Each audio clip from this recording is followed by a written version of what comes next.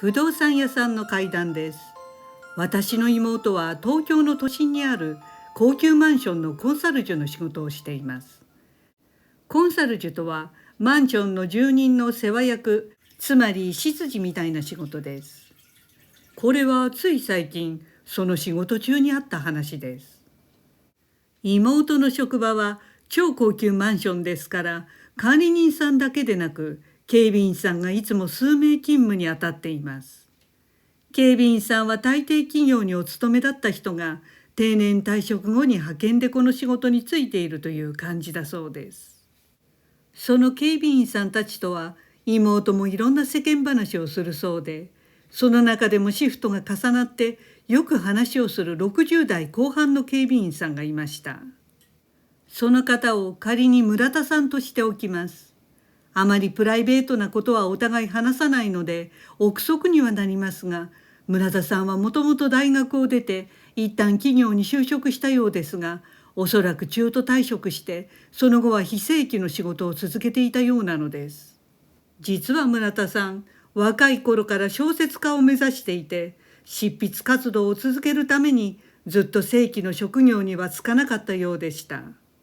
小説家として芽が出なければある時点で諦めますが、若い頃に一度大手出版社から本を出版するまでこぎつけたそうなんです。残念ながらその本は売れなかったそうで、すでに廃盤になっていました。村田さんは妹によく、まだ自分は夢を諦めていない、最後の集大成の作品を今書いているところで、もうすぐ出来上がるから出版社に持っていくんだ、などと言っていたそうです。村田さんは温厚な人柄で親切でとても良い人でしたので、妹も最後に村田さんが70歳になる前に夢が叶えばいいなと思っていました。ところが2021年の初め頃から、もともと持病がある村田さんは少し体調を崩し、そして3月で仕事を辞めることになりました。妹は、なんだ村田さん警備の仕事辞めちゃうんだ、と少し寂しく思ったそうです。村田さんが職場を去った後も妹は自分のシフトをこなしていき、特に村田さんを思い出すこともなく、あっという間に5ヶ月が経ちました。それは8月の暑い日のことでした。妹は夏休みをもらった後のちょうど最初のシフトの日だったそうです。ですから間違いなく8月で、日にちもはっきり6日の金曜日だったと特定できるそうです。妹は早速最初の仕事のコロナの予防でコンサルジュの受付付近を消毒シートで拭いていました。ちょうどカウンターデスクの周りを拭いていた時です。妹はうっかりインターコムの機械のどこかを触ってしまったそうです。すると突然、ポンとインターコムのモニターに正面玄関外の訪問者の映像が映し出されました。そのモニターには3月に辞めたあの村田さんが映っていたそうです。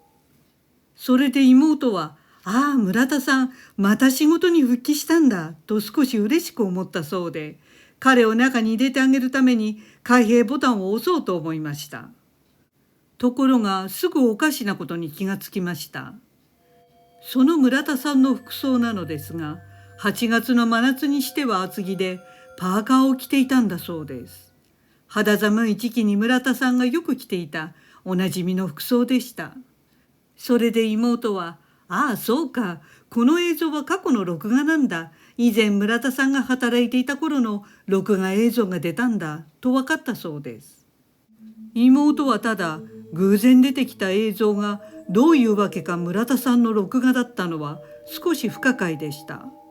それで妹はふと、村田さんどうしてるんだろうとその映像がきっかけで気になりだしたそうです。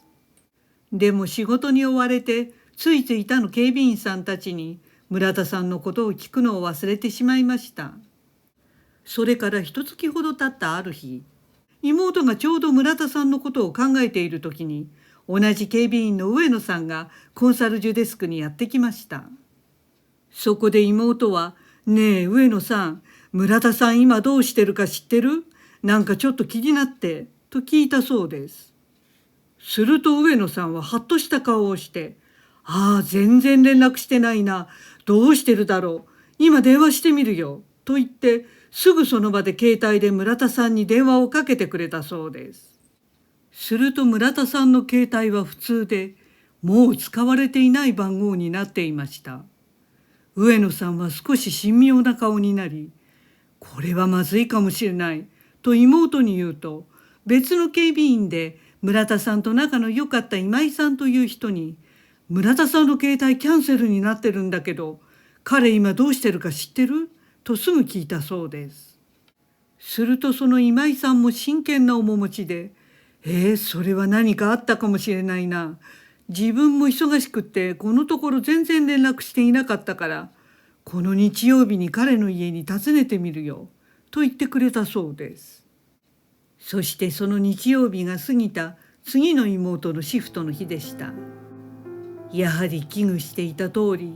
村田さんはすでに亡くなっていたことを知らされたそうです。今井さんによると、日曜日に村田さんのマンションに訪ねてみたそうですが、もうすでに誰も住んでいないようだったので、メモをその玄関のドアのところに刺して帰ったということでした。すると数日後に村田さんの友人の女性から今井さんに直接連絡があり、村田さんは7月下旬に亡くなったことを知らされました。実はそれを聞いて妹は少しゾクッとしたそうです。なぜなら妹が8月6日にインターコムのモニターで村田さんの過去の映像を見た時には、すでに村田さんは亡くなっていたわけですが、まず亡くなった日が7月下旬で49日前だったこと、そして何よりも不可解なことは、なぜたまたま妹がうっかりインターコムを触って出てきた映像がよりによって村田さんだったのかというのです。なぜならマンションの訪問者は少なくとも1日50人、多い時は100人200人と来るわけで、管理会社がどれくらい遡って録画を残しているかは知りませんが、年間にしたら数万人の訪問客になります。